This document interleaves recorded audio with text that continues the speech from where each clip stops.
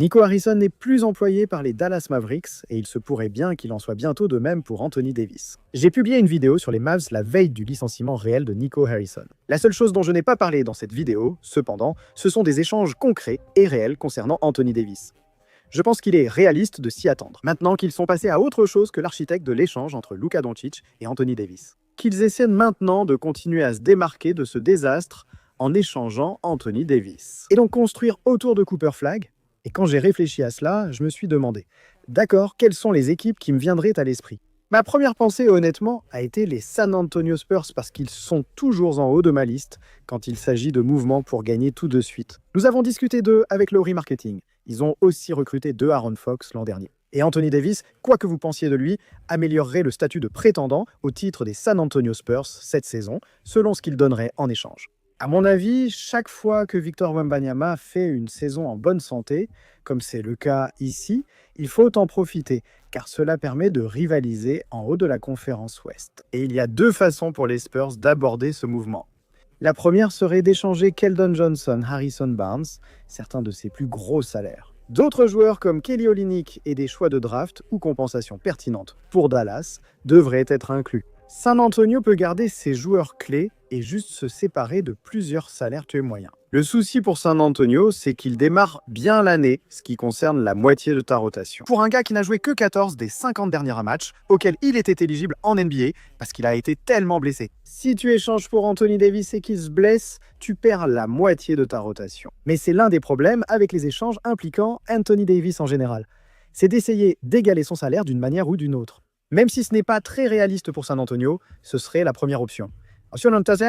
La deuxième option, et potentiellement plus intéressante, serait de Aaron Fox. Si l'échange Keldon Johnson contre Harrison Barnes et une partie de la rotation n'est pas inclus, de Aaron Fox doit être dans l'accord. C'est leur seul autre gros salaire qui aurait vraiment du sens ici. Théoriquement, vous pourriez échanger de Aaron Fox et Keldon Johnson contre Anthony Davis sans choix de draft ni ajout. Dallas, vous manquez cruellement d'un joueur dans le backcourt.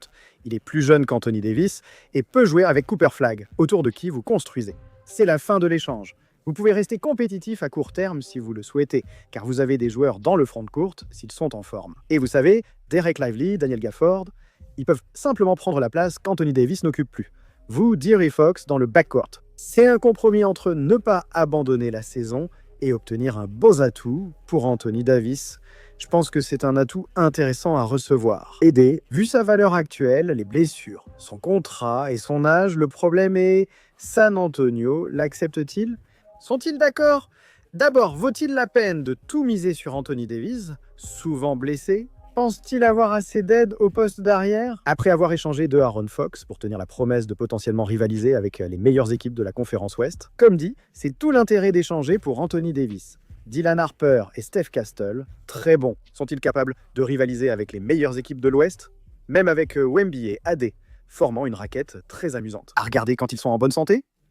Pour moi, ce sont de très gros points d'interrogation. Ainsi que ce soit de Aaron Fox ou échanger la moitié de la rotation, aucun de ces scénarios n'est réaliste. Pour moi, San Antonio a d'abord été l'équipe à laquelle j'ai pensé.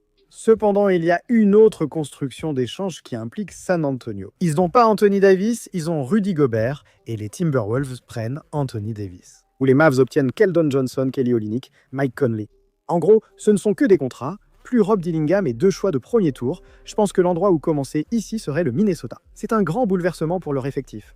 Échanger Rudy Gobert, Rob Dillingham et un choix contre Anthony Davis. Je n'ai pas besoin de le répéter, mais je le fais une dernière fois. Les blessures sont une grande préoccupation. Et si vous l'échangez et qu'il ne joue pas, vous vous êtes simplement débarrassé d'un titulaire comme Rudy Gobert, d'un de vos jeunes potentiels du banc, Rob Dillingham, et d'un choix pour rien. Si Anthony Davis ne joue pas, je comprends. Mais pour Minnesota, si AD est en forme, il est supérieur à Rudy. Gobert élève votre plafond cette saison et vous offre un excellent coéquipier. Avec Nasri, Julius Randle, Anthony Edwards et Dante DiVincenzo, ce groupe pourrait sérieusement viser le sommet de la conférence. Encore une fois, même si c'était idiot, ce gars a été échangé contre Luka il y a 9 ou 10 mois. Il reste beaucoup de valeur pour Anthony Davis sur le terrain s'il joue. San Antonio le ferait aussi. C'est un peu un mouvement intermédiaire de ce que je viens de mentionner, où Gobert est plus facile à échanger parce qu'il ne gagne qu'environ 35 millions par an. C'est juste pour les 2 prochaines saisons, ce qui convient bien, avec par exemple l'extension de Wemby, l'extension de Steph Castle, le contrat de Gobert aura pratiquement disparu au moment où ces extensions entreront en vigueur. Financièrement, ils peuvent le faire fonctionner et continuer d'autres mouvements plus tard. Tu aurais De'Aaron Fox, Dylan Harper, Steph Castle, Wembanyama, Harrison Barnes, comme Rudy Gobert. Tu garderais la majeure partie de ta rotation, ce qui facilite les mouvements. Et bien sûr, la connexion française avec Gobert et Wemby dans la raquette. Pour Dallas, tu récupères Dillingham, des choix de draft et un allègement salarial. Et même si ça peut ne pas sembler très excitant comparé à ce que tu as échangé pour Anthony Davis, c'est quelque chose dont tu dois simplement te détacher. Ce concept n'existe plus. Tu as échangé Luka Doncic, Anthony Davis. Tu ne récupéreras rien d'aussi précieux. C'est une perte irrécupérable. Tu dois changer de mentalité pour réfléchir à comment bâtir autour de Cooper Flag et obtenir propre. Dillingham, des choix de draft et de la flexibilité pourraient être une bonne option pour Dallas. Voici toutes mes idées pour les Spurs et bien sûr, Minnesota aussi. Une autre équipe qui a beaucoup été mentionnée ici, c'est les Hawks d'Atlanta. Il y a 2 constructions d'échanges différentes que vous pourriez envisager. Une option serait simplement d'améliorer le poste de Kristaps Porzingis. Vous pourriez échanger Kristaps Porzingis quelques autres contrats, peut-être 1 ou 2 choix de draft, en échange d'Anthony Davis. Puis il y a Trae Young de retour de blessure, Jalen Johnson, Dyson Daniels, Reese et Anthony Davis. Et encore une fois, une partie de cet optimisme venait d'Atlanta en début de saison. Avec Kristaps Porzingis au Okongwu et toute la profondeur dans la raquette, l'équipe resterait forte. Mais le plafond serait plus élevé comme au Minnesota. Parce qu'en théorie, Anthony Davis est une amélioration significative par rapport à quelqu'un comme Kristaps Porzingis. Le souci, comme avec San Antonio, c'est que tu perds beaucoup et je doute que cela apporte vraiment à Dallas. Parce qu'ils ne vont pas simplement donner Anthony Davis, ils pourraient tout aussi bien le garder s'ils doivent absolument le brader. Donc si tu regardes juste 1 ou 2 choix de draft, plus quelques contrats, ça va être compliqué. L'autre option est peu réaliste, mais c'est amusant d'en discuter. Et si les Mavs proposaient à Atlanta, voulez-vous Anthony Davis? Nous voudrions Trae Young, c'est tout. Rien d'autre ajouté à l'échange, pas de choix de draft, rien du tout. Faisons simplement Anthony Davis contre Trae Young en direct. Théoriquement, cela permettrait à Dallas d'avoir un atout autour de Cooper Flag pour construire l'équipe. Il a effectivement besoin d'un nouveau contrat, ce qui serait évidemment un problème.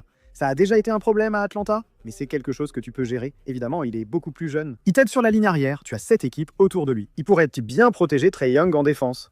Atlanta n'améliore pas vraiment le poste de Kristaps Porzingis, mais renforce clairement son front de courte. Peut-être que tu peux construire autour de Jalen Johnson avec Dyson Daniels et Reese.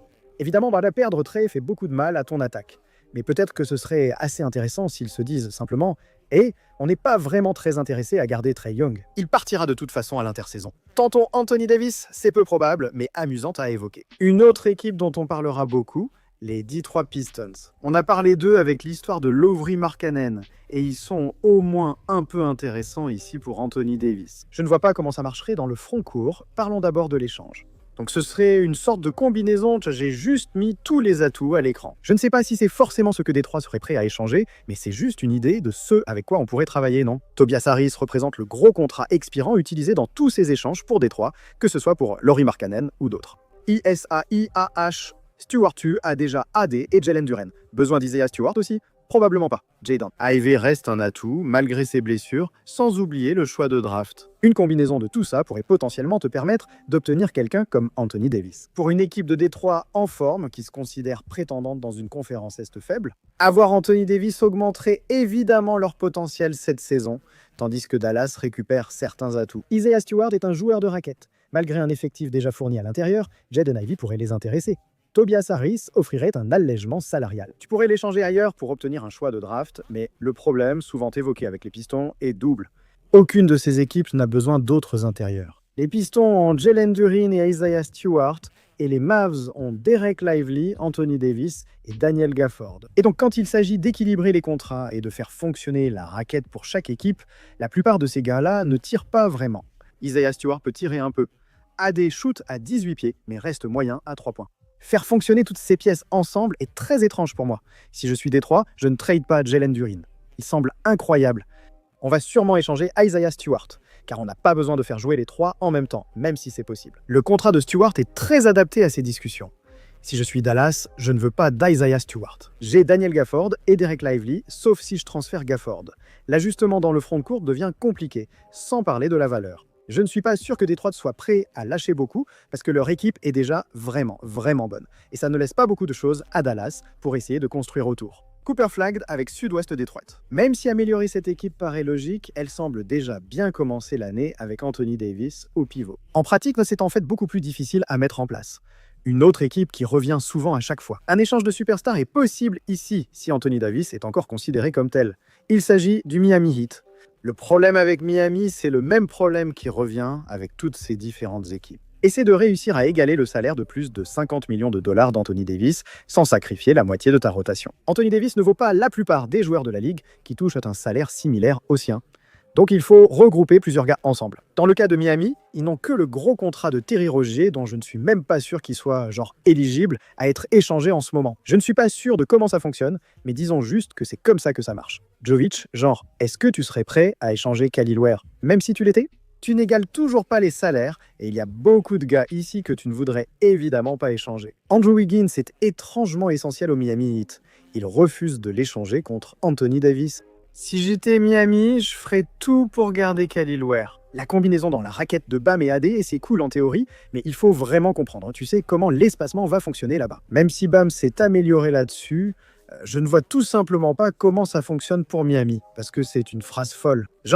Je n'échange pas Andrew Wiggins dans un package pour Anthony Davis si je suis Miami. Je n'arrive pas à croire que ces mots sortent de ma bouche. Mais si je dois l'utiliser, lui et plein d'autres trucs, juste pour faire correspondre les salaires, c'est un non automatique pour moi si je suis Miami. Norm Powell reste, Andrew Wiggins reste, leur équipe est bonne et je ne vais tout simplement pas gâcher ça pour Anthony Davis. Restons dans la conférence Est ici. Les Toronto Raptors, qui semblent toujours être impliqués dans ce genre de mouvement. Ils ont échangé pour J. Barrett, Manuel Quickley, Brandon Ingram et Jakob Poeltl, qu'ils ont ensuite récupérés par échange. Et si Toronto décidait d'améliorer le poste de Jakob Poeltl en échangeant pour Anthony Davis? Ici, il faudrait une troisième équipe car Dallas n'apprécie pas. Que ferait Dallas avec Jakob Poeltl? On construit autour de Cooper Flag, pas besoin de Jakob Poeltl. Donc envoie Jakob Poeltl à Orlando, qui pourrait vouloir renforcer son poste 5. Ils font un peu le truc avec Wendell Carter depuis des années. Je ne suis pas vraiment sûr qu'il soit si bon que ça. Si tu es Orlando, tu améliores ce poste et les Mavericks prennent en J. Barrett, Wendell Carter Jr. et Jed Howard, pas de choix de draft. Et honnêtement, si je suis Toronto, je n'ai pas vraiment envie de me séparer de J. Barrett, mais il faut bien lâcher quelqu'un. Un de ces gars très riches, pas Scotty Barnes. Brandon Ingram a été bon. J. Barrett, Emmanuel Quickley, je doute de sa valeur. Poeltl est déjà souvent échangé. Donc si tu veux que ça fonctionne pour le salaire d'Anthony Davis, ça doit être un de ces gars-là. J'ai simplement choisi J. Barrett car je pense qu'il a une vraie valeur pour Dallas. Il a environ 25 ou 26 ans, il peut encore vraiment faire partie de l'ère Cooper Flag à Dallas. Wendell Carter Jr. ou Jed Howard pourraient apporter, surtout Howard qui, malgré l'option refusée par le Magic, peut devenir un bon shooter et joueur d'espace. Pour moi, ce serait réaliste dans le sens où Toronto fait toujours ce genre de mouvement un peu bizarre. Prendre de gros salaires et simplement assembler une équipe, c'est du genre. Peut-être que c'est pas mal, mais on n'en est pas vraiment sûr. Je placerai Toronto comme un potentiel joker. Il y a quelques autres équipes que je pense que les gens vont mentionner, peut-être juste pour s'amuser. L'une d'elles serait les Clippers. C'est une catastrophe. Ils ont plein de vieux joueurs, des gars qui sont toujours blessés. Ils ont vraiment rien que Dallas voudrait, sauf peut-être Zubac. Mais encore une fois, ils n'ont pas besoin de pivot. Et au niveau des salaires, c'est pratiquement impossible de faire fonctionner l'échange d'Anthony Davis avec les Clippers. Et puis l'autre option serait les LA Lakers. Je me demande s'ils ont toujours le numéro de Rob Pelinka ou s'ils l'ont bloqué. Mais tu pourrais théoriquement, si tu voulais faire quelque chose. On a souvent dit qu'il fallait réunir de nombreux salaires, la moitié de la rotation et quelques atouts avec ces équipes. Et peut-être échanger pour récupérer Anthony Davis. Ce n'est pas réaliste, mais ce serait drôle de voir LeBron, Austin Reeves, Luka et Anthony Davis. Je parie que beaucoup pensaient Austin Reeves doit être inclus dans l'échange. Si les Lakers vont échanger pour Anthony Davis, eh bien alors ils n'échangent pas pour Anthony Davis parce qu'ils ne vont pas se séparer d'Austin Reeves. Je n'échangerai pas Austin Reeves directement 1 contre 1 en ce moment contre Anthony Davis. Je ne le ferai tout simplement pas. Même avec sa future agence libre, je ne le ferai pas. Donc il faudrait que ce soit ce genre d'échange. Mais je pense qu'au final, j'ai vraiment regardé chaque équipe. J'ai essayé de trouver un échange pour chaque équipe. Et je pense qu'à ce stade, c'est tout simplement trop difficile parce qu'on s'inquiète toujours des blessures. Si Anthony Davis revient en forme avant la date limite des transferts, Detroit, San Antonio, Minnesota ou Toronto pourraient être échangés. L'une de ces propositions d'échange pourrait devenir réaliste à l'approche de la date limite.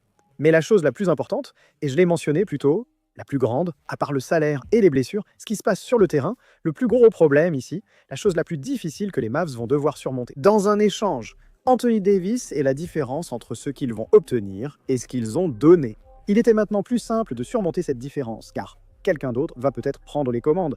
Ce n'est pas Nico Harrison, ni quelqu'un lié à cet échange.